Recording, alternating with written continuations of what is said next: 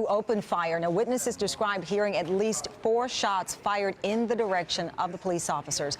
The crowd was gathered outside the department following the resignation of Police Chief Thomas Jackson. Those on the scene described much of the night as peaceful prior to that shooting. And I'm joined now by hip-hop legend and a member of the iconic group Wu-Tang Clan, Method Man, who spoke out during the aftermath of Eric Garner's death in Staten Island, New York, the same town where, of course, Method Man grew up. And the Garner case has drawn similarities to what's happening in Ferguson. Full disclosure, we were going to talk about this movie that you've got coming out. You've transitioned from hip-hop, which you're still, of course, loyal to acting. But I said, you know what, I want Method Man on to talk about just his thoughts. You had a friend who was killed some time ago in Staten Island as a result of a believed to be a police shooting, and no, it wasn't a police shooting. He was actually death by asphyxiation, the same as Eric Garner. Same as Eric Garner, I apologize. Yeah, and you know, when you see a pattern like that, it kind of raises an eyebrow. There are great people in my old community that, you know, law-abiding citizens just go to work every day, come home, feed their kids, you know, struggling, but, you know, this is our way of life. And there are great cops out there, too. Some cops, you know, they go above and beyond the call of duty to maybe help someone with their groceries upstairs, things of that nature. They're community cops. But then you have some bad apples, and all bad apples don't, you know, ruin the batch. For me, being on both sides of it, because earlier on in my life, being a youth in the hood, I would be harassed. You know, illegal searches, the works. As I got older, knowing my rights, and I guess because of the persona, you know, Method Man or whatever, great Staten Island dude, cops are a little bit more lenient. They, you know, a bit more understanding.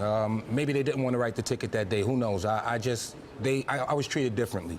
So I know there aren't all bad cops. There aren't all bad people in the hood. I just think there should be some type of forum for both sides to speak to each other so there can be some type of understanding. Well, you know, it's so interesting. We've been having this conversation for a very long time. Listen, when NWA came out with that infamous song, F the Police, I mean, people were offended. Some people said, oh, this is about hating cops, but it was actually a story of what was happening. And that was the 80s, you know, and now here we are, 2015, still talking about this adversarial relationship amongst some police officers and some within minority communities, black and brown. Well, a lot of that has to do with, like I said, the communication barriers. I mean, like that thing with NWA, with F the Police, there was a lot going on. Of course. In LA at the time. And, you know, hip hop has always reflected its background.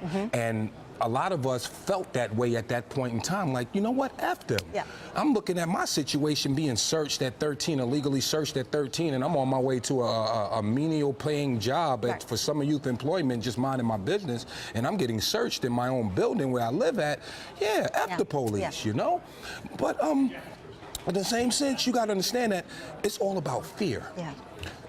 On both sides. On both sides, exactly. We're afraid of the police, of what they can do and the power that we think that they wield, as far as if something happens to me from a police officer, will it be covered up? Will there be justice for me? Whatever.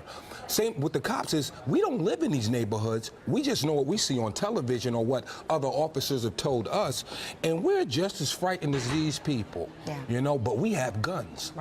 And when you deal with human nature, not just this is an officer who's dealing with things professionally, he's still a human being. And when that fear kicks in, you never know what can happen. I mean, I just made an analogy the other day about how someone can tap you on your shoulder, scare the mess out of you, and your first reaction, turn around and you might smack them. Imagine if you have a gun in your hand. It's the same thing. Now, with this thing that happened, I guess in Ferguson just now with the 2 officers, sad, very sad. I hate to say that that FBI report kind of played into this, and these things shouldn't be happening, but you reap what you sow, in a sense. You know, if that FBI report would have never came out, and, you know, the scandal or whatever, and how they're, you know, basically paying the city by giving people tickets and things like that, is incredibly insane. But we knew this already. This is common knowledge in the ghetto. When I used to get, like, when they come in the hood, and I mean, guys used to sit out and drink beer in public, stuff like that. It's never a problem at times, but when they're trying to make quotas, everybody's Well, ticketed. that's applied to locked drug up. arrests, for example, as well. I mean, Absolutely. the number of arrests with marijuana, the time that people are sentenced for drug offenses when Yes. they are black and brown versus white. So I think that, you know, when I look at your career and the tract of it from starting out, as you pointed out, as you say, in the hood to where you are now, this voice, are enough black men like you taking the lead and speaking up?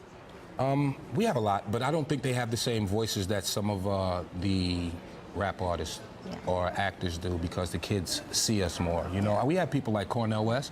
I love him. He's like a big brother to me.